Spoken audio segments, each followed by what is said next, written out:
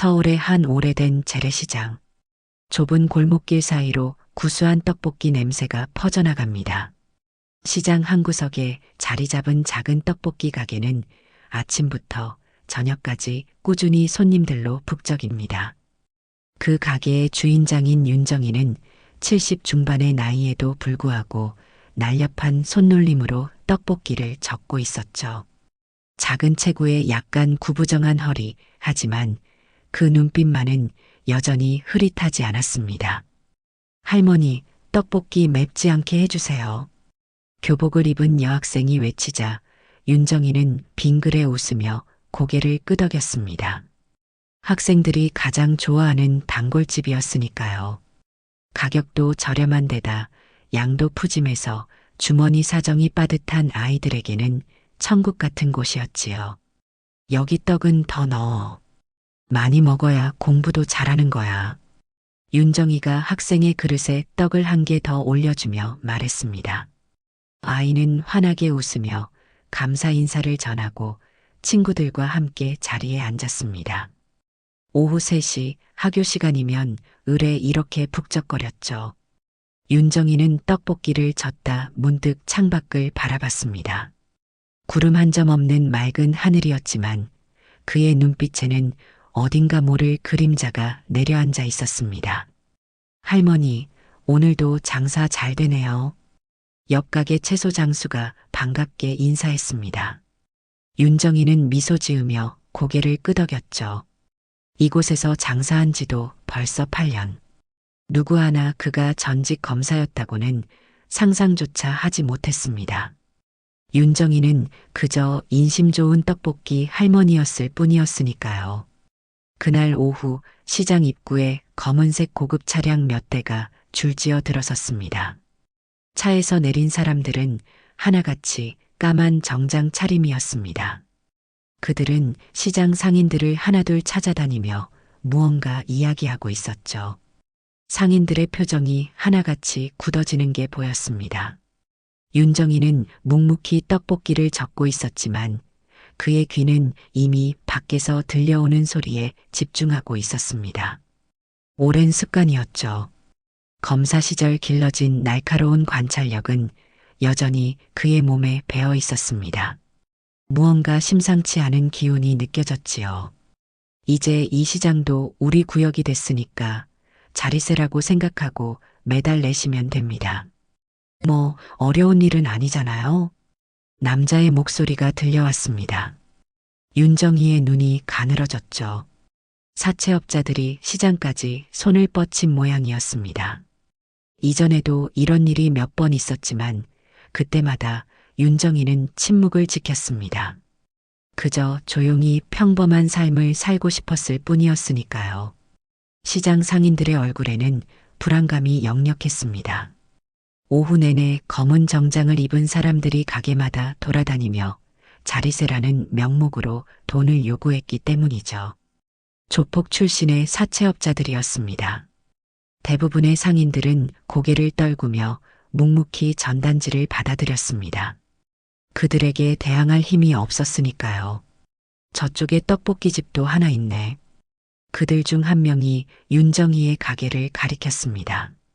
2명의 남자가 천천히 가게로 걸어왔죠. 윤정희는 마치 아무것도 모르는 듯 떡볶이를 젓고 있었습니다. 남자들이 가게 앞에 도착하자 학생들이 자리에서 일어나 슬그머니 빠져나갔습니다. 긴장된 분위기를 느꼈는지 아이들의 표정이 굳어 있었죠. 할머니, 장사가 잘 되시나 봅니다. 우리는 이 시장 관리를 맡게 된 사람들인데요. 키가 큰 남자가 윤정희에게 말을 걸었습니다. 윤정희는 천천히 고개를 들어 그들을 바라봤죠. 그의 눈빛은 차분했습니다. 검사 시절 그 눈빛으로 수많은 범죄자들을 압박했던 기억이 어렴풋이 떠올랐습니다.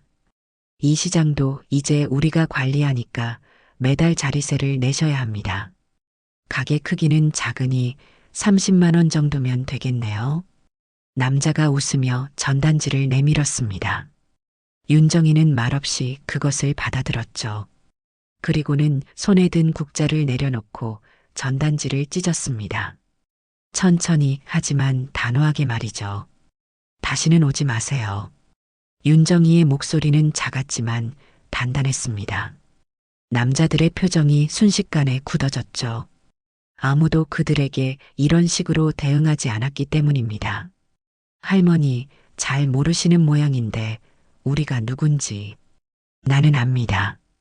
당신들이 누군지. 윤정이가 차분하게 말을 잇습니다.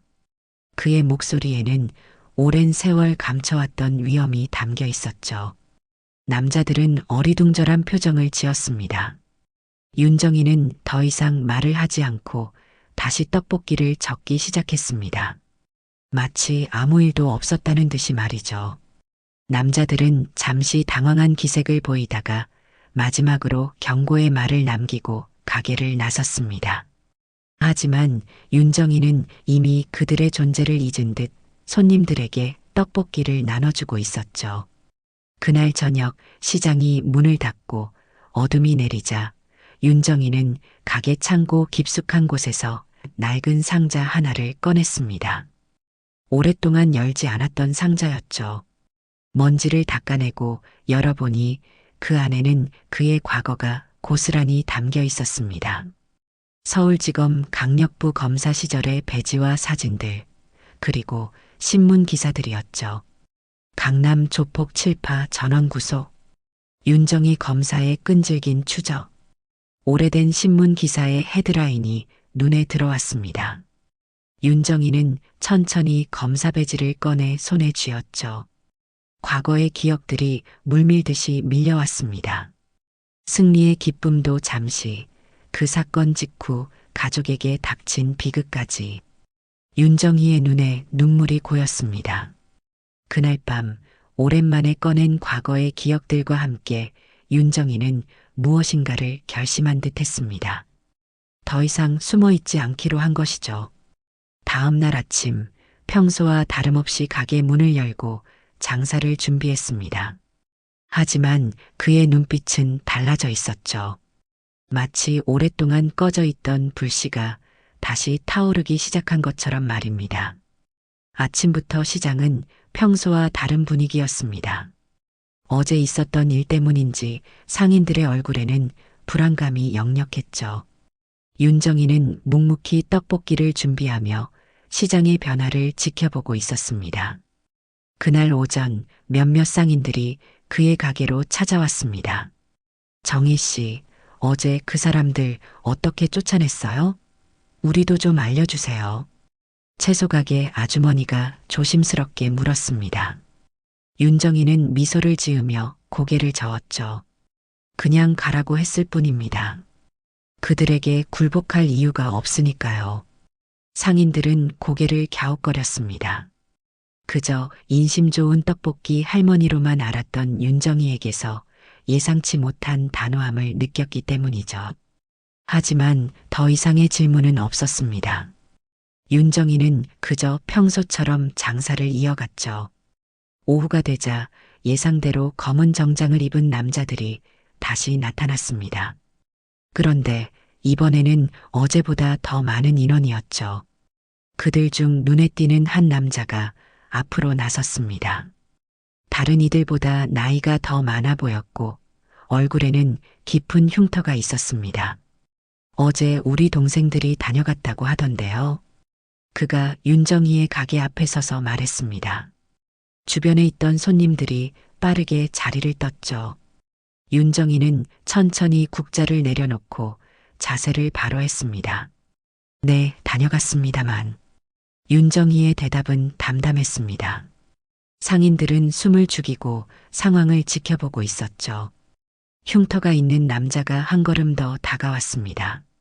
할머니, 우리가 어떤 사람들인지 모르시는 것 같은데. 압니다. 윤정이가 그의 말을 자르며 대답했습니다. 그리고는 천천히 자리에서 일어나 조리대 아래에서 무언가를 꺼냈죠. 낡은 가죽 케이스였습니다. 윤정이는 그것을 열어 검사 배지를 꺼내 보였습니다. 당신네 보스 이름이 뭐죠? 윤정이의 질문에 남자들의 표정이 굳어졌습니다. 그들 중 한 명이 앞으로 나서며 비웃듯 말했죠. 왜요? 경찰에 찔러보실 건가요? 저희 보스는 강대식입니다. 윤정희의 눈이 반짝였습니다. 오랜 기억 속에서 그 이름을 떠올렸죠.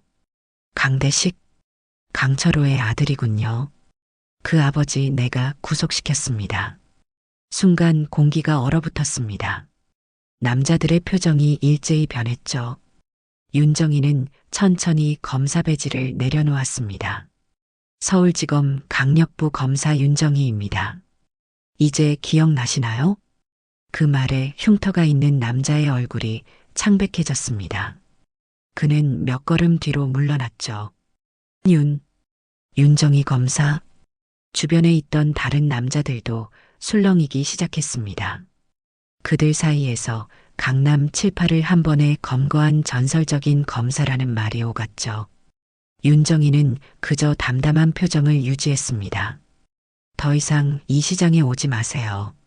당신들이 누구든 무엇을 하든 상관없지만 이곳만큼은 건드리지 마십시오.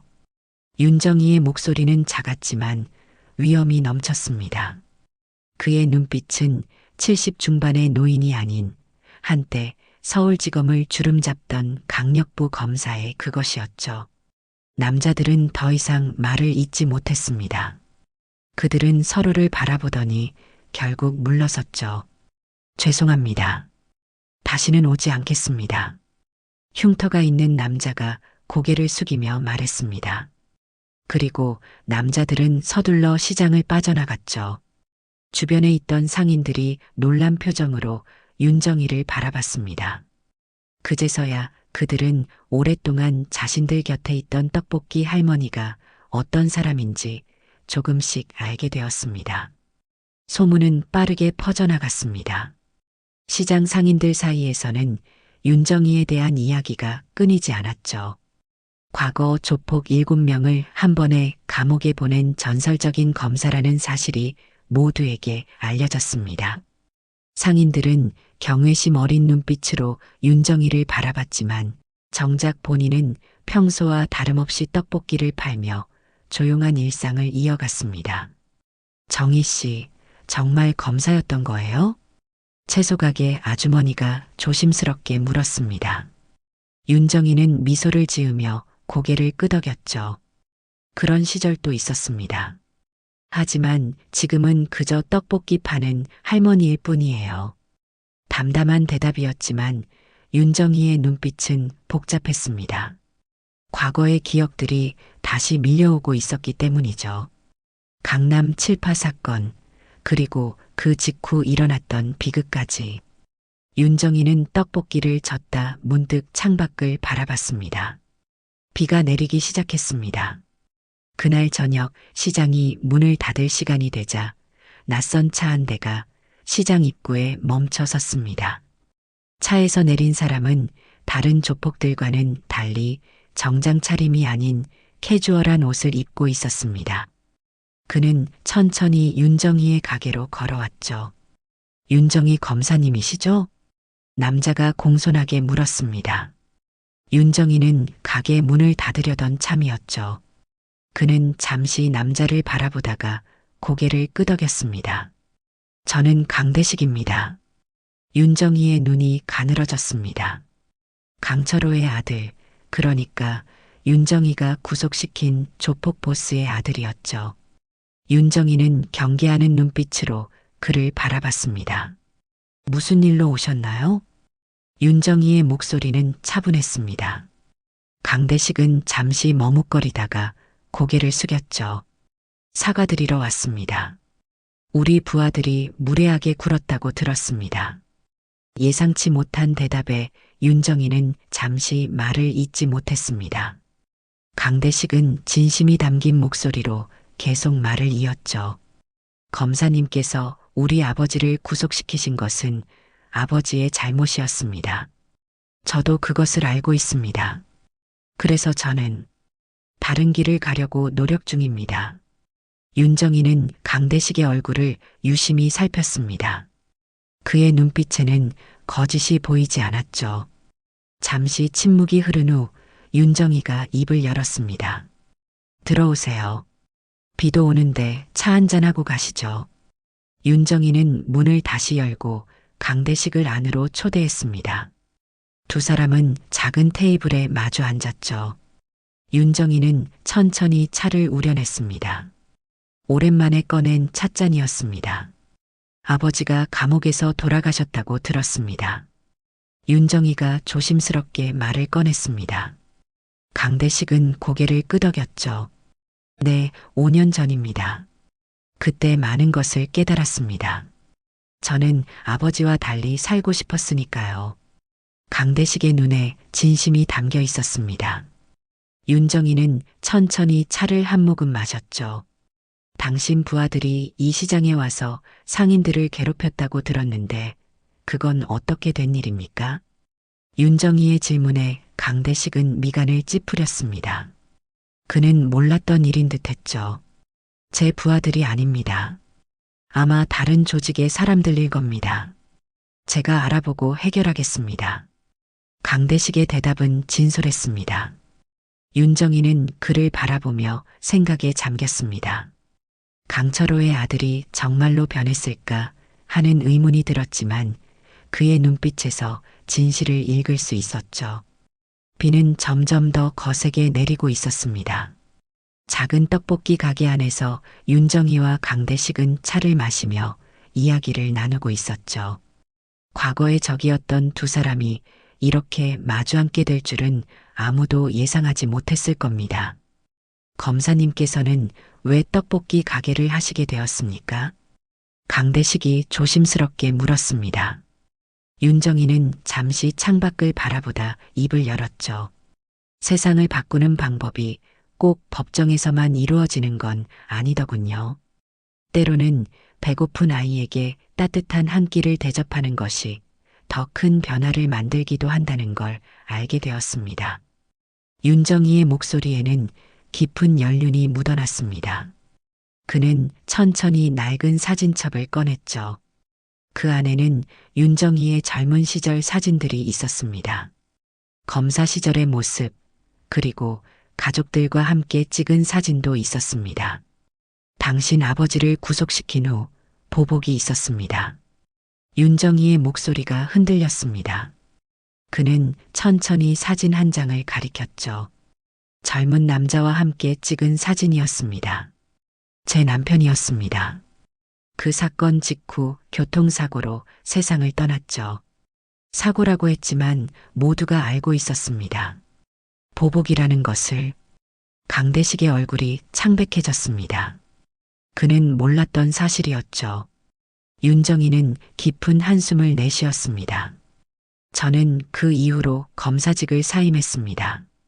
아들은 해외로 보내 지금까지 연락이 두절된 상태고요. 모든 것을 잃고 나서야 깨달았습니다. 범죄를 벌하는 것보다 더 중요한 것이 있다는 것을. 윤정이의 눈에 눈물이 고였습니다.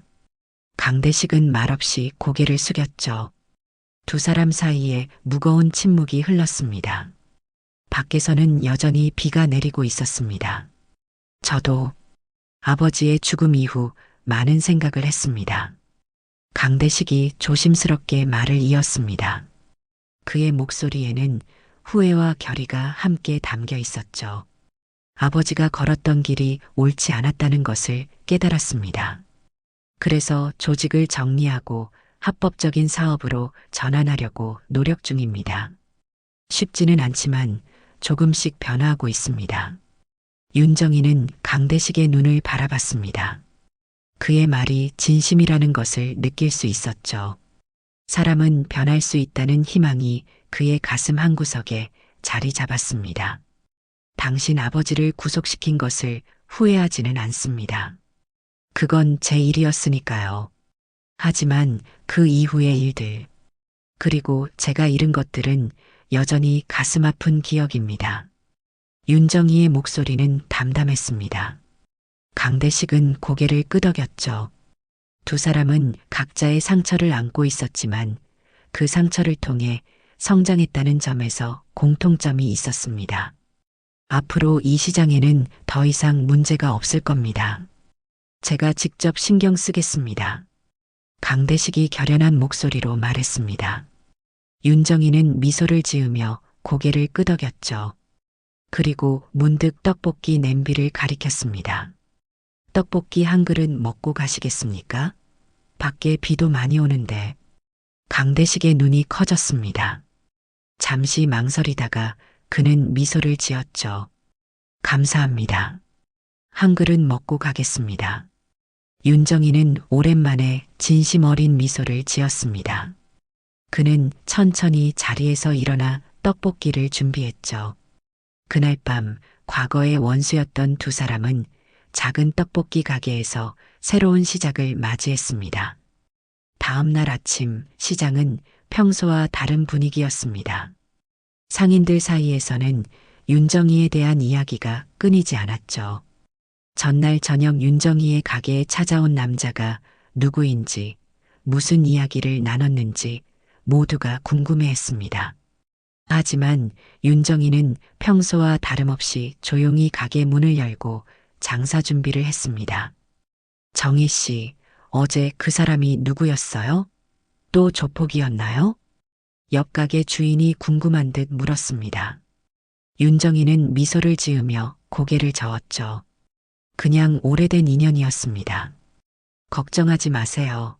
이제 시장에 더 이상 문제는 없을 겁니다. 윤정이의 대답은 간결했습니다. 더 이상의 설명은 하지 않았죠.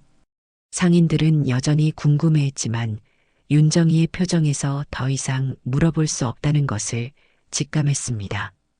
오전 내내 가게는 평소보다 손님이 많았습니다. 떡볶이를 사러 오는 사람들도 있었지만 사실은 전설의 검사가 된 윤정이를 보기 위해 온 사람들도 있었죠. 윤정이는 그저 묵묵히 떡볶이를 팔 뿐이었습니다. 할머니, 정말 검사셨어요? 한 중학생이 호기심 어린 눈으로 물었습니다. 윤정이는 부드러운 미소를 지으며 그의 머리를 쓰다듬었죠. 그런 시절도 있었단다. 하지만 지금은 떡볶이가 더 맛있지 않니? 아이는 활짝 웃으며 고개를 끄덕였습니다. 윤정이는 아이의 그릇에 떡을 하나 더 올려주었죠. 그의 눈빛은 어제와 달리 한결 편안해 보였습니다. 마치 오랜 무게를 내려놓은 듯했죠. 오후가 되자 시장 입구에 검은색 승용차 몇 대가 멈춰섰습니다. 상인들은 또다시 긴장했지만 차에서 내린 사람들은 어제의 조폭들과는 달랐습니다. 정장을 입은 남성들이었고 그중 한 명은 강대식이었죠. 그들은 시장을 천천히 돌아다니며 상인들에게 인사를 건넸습니다. 놀랍게도 그들은 각 가게에서 물건을 구매했고 심지어 가격을 깎지도 않았죠. 상인들은 어리둥절했습니다. 강대식과 그의 일행이 윤정이의 가게 앞에 도착했을 때 그들은 공손하게 고개를 숙였습니다. 안녕하세요, 검사님. 오늘도 장사가 잘 되시나요? 강대식이 공손하게 인사했습니다. 윤정이는 미소를 지으며 고개를 끄덕였죠. 네, 덕분에 잘 되고 있습니다. 강대식은 윤정이를 잠시 바라보다가 작은 봉투를 내밀었습니다. 윤정이가 의아한 표정을 지었죠. 이게 무엇인가요? 강대식은 부드러운 미소를 지었습니다. 그의 눈빛에는 진심이 담겨 있었죠. 제가 찾아낸 소식입니다. 검사님, 아들에 관한 정보입니다. 윤정이의 손이 떨렸습니다. 그는 천천히 봉투를 받아들었죠. 강대식은 고개를 숙이며 말을 이었습니다. 현재 캐나다에서 의사로 활동하고 있습니다. 연락처도 있으니 한번 시도해 보세요. 윤정이의 눈에 눈물이 고였습니다. 그는 말없이 봉투를 가슴에 안았죠. 아들과의 연락이 끊긴 지 10년이 넘었습니다. 그동안 수없이 찾아보았지만 결국 포기했던 일이었죠. 어떻게 찾으셨나요? 윤정이의 목소리가 떨렸습니다.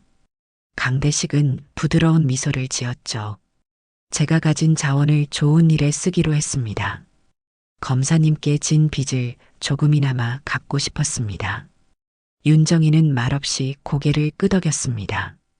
눈물이 그의 볼을 타고 흘러내렸죠. 강대식은 더 이상 말을 잇지 않고 공손히 고개를 숙인 후 가게를 나섰습니다.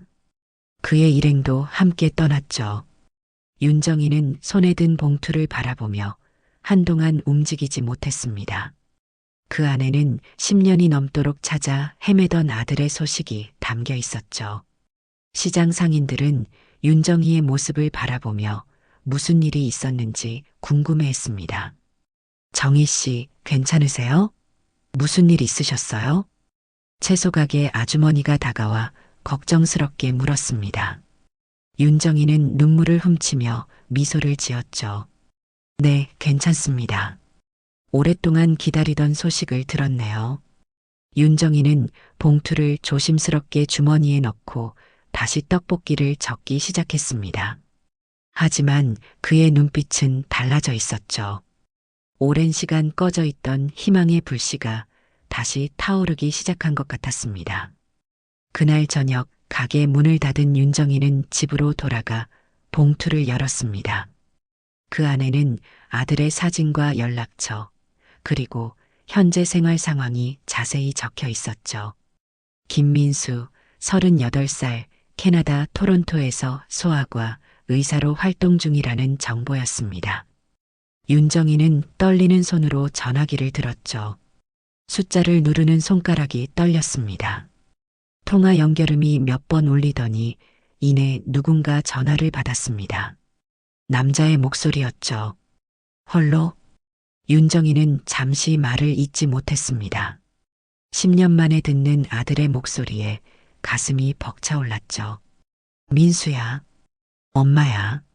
전화기 너머로 잠시 침묵이 흘렀습니다. 그리고 이내 놀란 목소리가 들려왔죠. 엄마, 정말, 엄마 맞아요? 윤정이의 눈에서 눈물이 흘러내렸습니다. 그는 고개를 끄덕였지만 물론 아들은 그것을 볼 수 없었죠. 그래, 엄마야. 잘 지냈니? 그렇게 모자의 대화는 밤늦게까지 이어졌습니다. 10년간의 이야기들, 서로가 그리워했던 시간들, 그리고 앞으로의 계획까지. 윤정이는 아들에게 최근 있었던 일들을 모두 이야기했습니다. 전직 검사의 정체가 드러났던 일, 그리고 강대식과의 만남까지 모두 말이죠. 엄마, 정말 대단하세요. 여전히 용감하시네요. 민수의 말에 윤정이는 미소를 지었습니다. 아들은 다음 달에 휴가를 내고 한국에 오겠다고 약속했죠. 윤정이는 그날을 손꼽아 기다리기로 했습니다.